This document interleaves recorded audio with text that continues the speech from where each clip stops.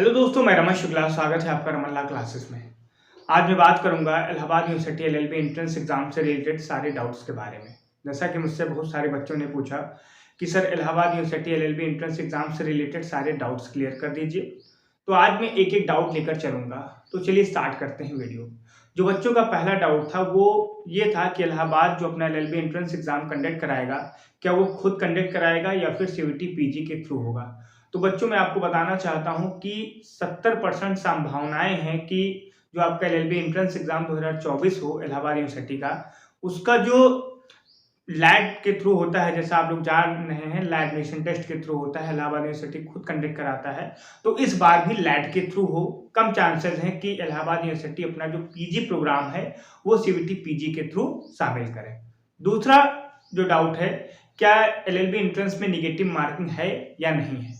तो मैं आपको क्लियर करना चाहता हूं कि Allahabad university LLB entrance exam में कोई निगेटिव मार्किंग नहीं है।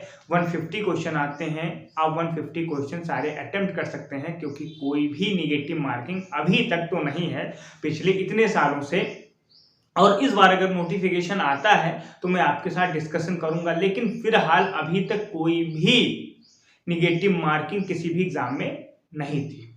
फिर आपका जो अगला डाउट है वो सर एग्जाम कब तक होगा। तो मैं आपको बताना चाहता हूं कि पिछली बार जो एग्जाम हुआ था वो 1 जून को हुआ था। तो इलाहाबाद यूनिवर्सिटी चाहेगी कि इस बार वो और जल्दी कंडक्ट करा सके, क्योंकि वो अपना सेशन इस बार भी पीछे कर चुके हैं। वो ये प्रयास करेंगे कि 2024 से जो उनका सेशन है, सत्र है, वो बराबर पटरी पे आ जाए। तो ये आप मानकर चलिए कि लास्ट वीक ऑफ मई या फर्स्ट वीक ऑफ जून में आपका एग्जाम हो सकता है। जहां तक ये 90% संभावनाएं व्यक्त की जा सकती हैं कि जो आपका एलएलबी एंट्रेंस एग्जाम हो वो लास्ट वीक ऑफ मई, आखिरी सप्ताह मई का हो सकता है या प्रथम सप्ताह आपका जून का हो सकता है। इसमें आपके एग्जाम हो सकते हैं। फिर दूसरी बात जो बच्चों के मन में डाउट थी वो थी कि सर सिलेबस क्या है। तो हम यहाँ पे सिलेबस भी डिस्कशन कर लेते हैं।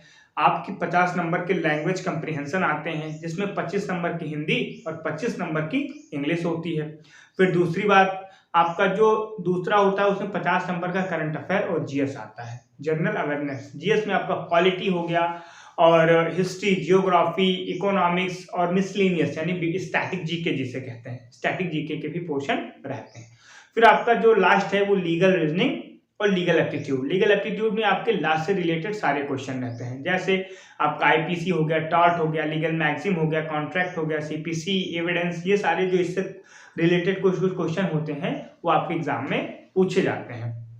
ये तो आपके हो गया सिलेबस। अब एक बात मैं और आपको क्लियर करते चलना चाहता हूं कि जो बच्चे अपना कास्ट सर्टिफिकेट नहीं बनवाए हैं वो बनवा लें, क्योंकि इलाहाबाद यूनिवर्सिटी आप लोगों से ईडब्ल्यूएस भी मांगती है। जो बच्चे जनरल कैटेगरी के हैं वो अपना ईडब्ल्यूएस सर्टिफिकेट बनवा लें, जो बच्चे ओबीसी के हैं वो अपना कास्ट सर्टिफिकेट बनवा लें, और आप लोग सेंट्रल का बनवाइएगा। इस बार कास्ट सर्टिफिकेट को लेकर बहुत सारी दिक्कतें आई और आप लोग अपना 1 साल के अंतर्गत, जो 1 साल का मांगती है, 1 साल के अंतर्गत अपना आप लोग कास्ट सर्टिफिकेट और ईडब्ल्यूएस सर्टिफिकेट बनवा के रखिएगा। ये कुछ चीजें थी जो मैंने आप लोगों के साथ डिस्कशन की।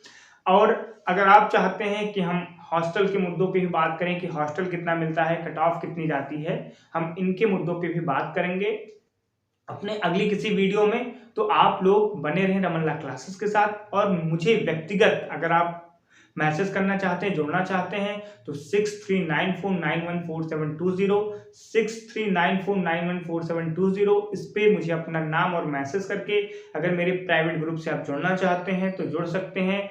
हम लोग चांसेस है कि 1 दिसंबर से, यानी 5 महीने का मेरा कोर्स रहेगा, तो 1 दिसंबर से मेरा कोर्स स्टार्ट हो सकता है। तो अगर आपको ये वीडियो अच्छी लगे तो बने रहें रमन ला क्लासेस के साथ और हमारे चैनल को सब्सक्राइब करें। धन्यवाद।